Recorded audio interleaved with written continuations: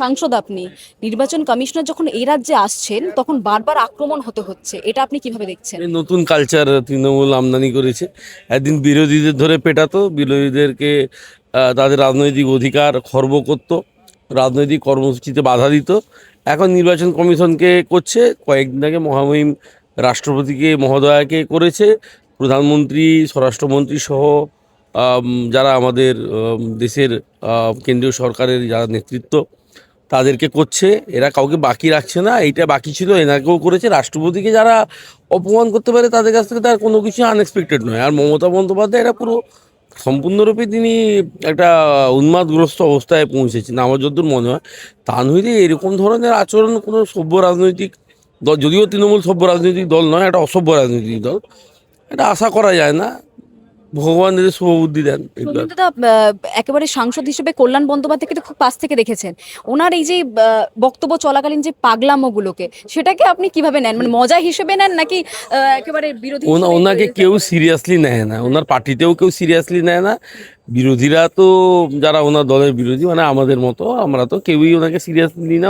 উনি বলতে উঠলে সংসদে সবাই ঠাট্টা তামাশাই করে ওনাকে নিয়ে। উনি যে পর্যায়ে নিজেকে নামিয়েছেন তার কোনো মানে কি বলবো, নিচে নামার আর পর্যায়ে আর কিছু বাকি রাখেননি। উনি আবোল তাবোল বকছেন, বকতে দেন। এরা সকলেই অত্যন্ত ভীত সন্ত্রস্ত। 26-এ সরকার চলে যাবে, তারপরে এদের সাংসদ পদ থাকবে না, স্বাভাবিকভাবেই আতঙ্কিত হওয়াটাই স্বাভাবিক। একদম শেষ প্রশ্ন আমার, মমতা বন্দ্যোপাধ্যায় হোক বা তৃণমূলের একাধিক নেতৃত্ব মুখপাত্র, তারা বারবার অধিকারী পরিবারকে কটাক্ষ করতে গিয়ে আপনার বাবাকে, নাহলে শুভেন্দু অধিকারীকে বিভিন্ন ভাষায় কটাক্ষ করেন। এবং বাড়ির যে সদস্য রয়েছেন, কনিষ্ঠ সদস্য, পুরুষ সদস্য বিলু, যাকে আমরা চিনি বিলু নামে, তাকে নিয়েও দেখা যাচ্ছে একাধিক সমাজ মাধ্যমে বিতর্কিত মন্তব্য। এগুলো আপনারা কি বলবেন? এগুলো কথা না, একটি পরিবারের সদস্য, মানে পরিবারকে যে টানে বারবার। পরিবারকে তো ওরা আক্রমণ করে, সব ব্যাপারে করে। সে আমার ভাতৃসূত্র, এখনও তার পড়াশোনা চলছে, ওগুলো তাকে নিয়ে এখন এরা রাজনৈতিকভাবে আক্রমণ করতে আমার বাবা মাকে ছাড়েনি। আর এদের কাছে কোনো কিছুই মানে আশাতীত নয়, এরা সব কিছু করতে পারে।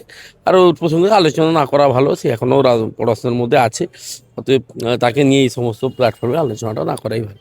আরো ভালো ভালো খবর দেখতে সাবস্ক্রাইব করুন বাংলা হান্টের ইউটিউব চ্যানেল। বাংলা হান্টের আরো খবর দেখতে নজর রাখুন। বাংলা খবর মানেই বাংলা হান্ট।